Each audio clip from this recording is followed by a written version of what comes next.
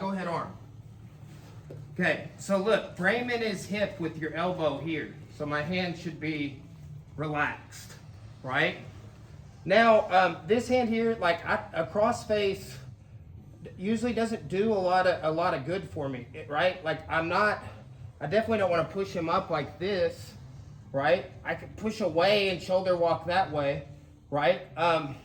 But the two common places, like if you're attacking from top that we address for the Kimura entry is there and there, right?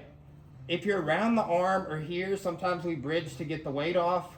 We want to not wrap her up like a guillotine like that, but flare my arm down here. That's gonna isolate that for once we recover guard. Okay, so look, both feet step out, and here, boom. Step, right there. You can get your grip.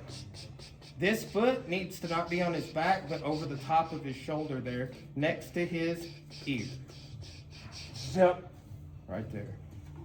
Okay, so back in side control here, frame, connect to the arm. So when I take a step out, that pulls his arm away from his body a little bit. Here, get the head away.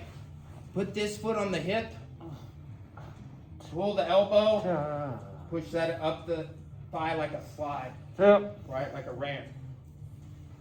Okay, so now look, let's just say I'm recovering and I go close guard. Okay.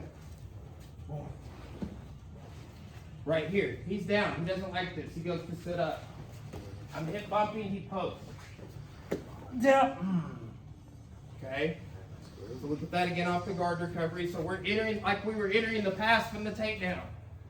We're entering guard from the pin escape, the guard recovery. Here. Boom. I'm here.